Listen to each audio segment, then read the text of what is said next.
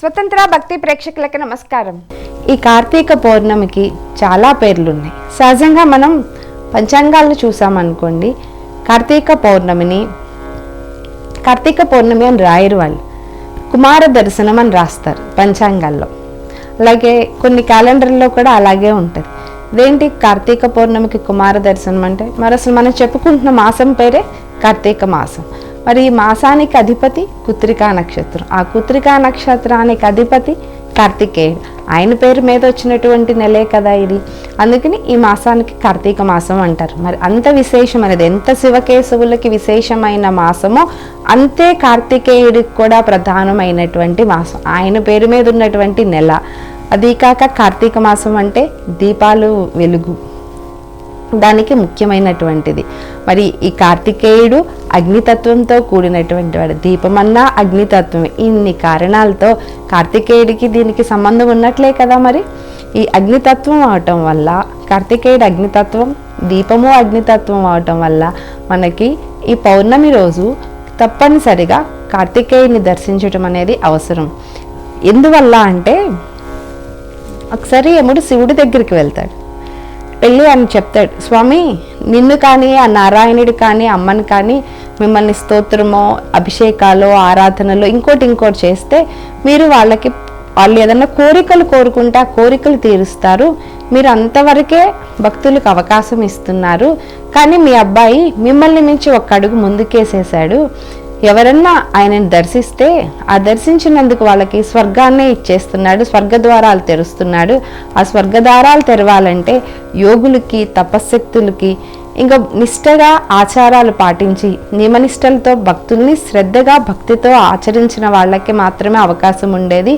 కానీ మీ అబ్బాయి అలా కాకుండా అందరికీ సులభ మార్గం చేసేశాడు. వీళ్ళు వాళ్ళు అనలేదు. ఎవరైతే ఆరిని దర్శిస్తున్నాడో వాళ్ళందరినీ స్వర్గద్వారాలు తెరిచి వాళ్ళని స్వర్గంలోకి ప్రవేశింపచేస్తున్నాడు. దీనివల్ల నా నరకలోకం ఖాళీ అవుతుంది. పాపాత్ములు కూడా ఆయనను దర్శించడం వల్ల స్వర్గానికి వచ్చేస్తున్నారు. మరి అది తప్పు కదా. ఎన్ని పాపాలు చేసి మరి పాపానికి శిక్ష అనేది పడాలి కదా చేసిన తప్పుకి.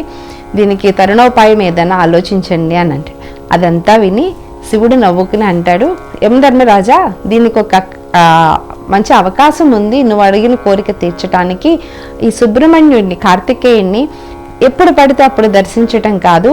ఈ కార్తీక మాసమే ఆయనకు ప్రత్యేకమైనటువంటిది, తనకెంతో ఇష్టమైనటువంటిది, ఆయన పేరు మీద వచ్చినటువంటి మాసం కదా.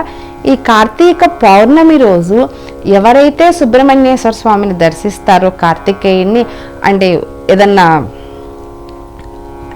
ఆయన ఉన్నటువంటి ప్రత్యేకమైన విశిష్టమైన క్షేత్రాల్లో కానివ్వండి, దేవాలయాల్లో కానివ్వండి, ఏ దేవాలయాల్లోనైనా స్వయంభూ వెలిసినటువంటి విగ్రహం కానీ, ప్రతిష్ఠిత విగ్రహం అయినటువంటి కానీ ఎక్కడైనా కూడా ఆయనని దర్శిస్తారో వారికి మాత్రమే ఈ స్వర్గలోకానికి అవకాశం కల్పిద్దాము.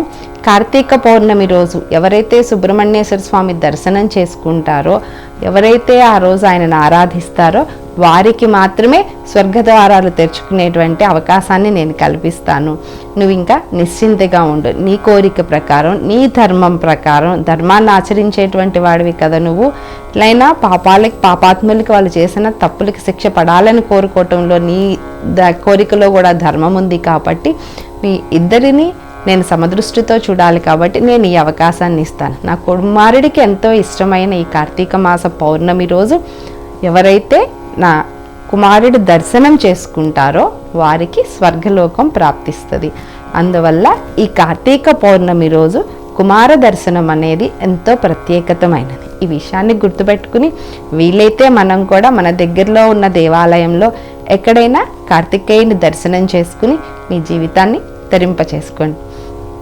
ఇంకా కార్తీక పౌర్ణమికి ఉన్నటువంటి మరొక పేరు రాస పౌర్ణమి.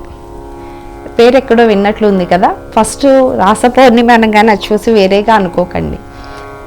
ఈ రాస పౌర్ణమి అంటే అది కృష్ణుడికి సంబంధించినటువంటి పౌర్ణమి.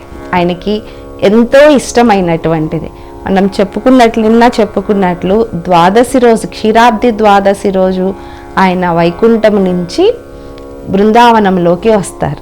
బృందావనంకి వచ్చి ఏం చేస్తారనేది పౌర్ణమి రోజు చెప్తాడు ఆయన. బృందావనానికి వచ్చి అక్కడ వాళ్ళతో పూజాధికాలు అందుకని పౌర్ణమి రోజు రాధతో గోపికలతో కలిసి రాసలీలలు ఆడతారు ఆయన. రాసలీలలు అంటే అదేదో ఏదో చేయకూడని పనులు చేస్తున్నారు అనేటువంటి భావనకి రావద్దు. భగవంతుడు చేసే ఏ కార్యాన్నైనా మనం లీల అంటాం. ఆయన నిస్వార్థంగా లోకహితం కోసం చేసేటువంటి కార్యం కాబట్టి అది లీలే. రాసం అనేది నృత్యములో ఒక రకమైనటువంటి డాన్స్. అందరూ కలిసి అంటే జంటలుగా కలిసి చేసేటువంటి నృత్యం, దానిని రాసం అంటారు. సో భగవంతుణ్ణి చేరుకోవటానికి ఆ నృత్యం ద్వారా కూడా భగవంతుణ్ణి చేరుకోవచ్చు అని చెప్పడానికి కృష్ణుడు చేసేటువంటి పని ఇది రాసలీల. ఈ రాసలీలకి ఇంత ప్రాముఖ్యత రావటానికి ఉన్న కారణం ఒకటి రాధ. ఈ రాధాదేవి తల్లి పేరు కీర్తి. ఆమె పుత్రికా నక్షత్రానికి సంబంధించినటువంటి. ఈ రాధాదేవి తండ్రి పేరు వృషభధ్వజుడు. ఆయన శివతత్వానికి సంబంధించినటువంటి వాడు.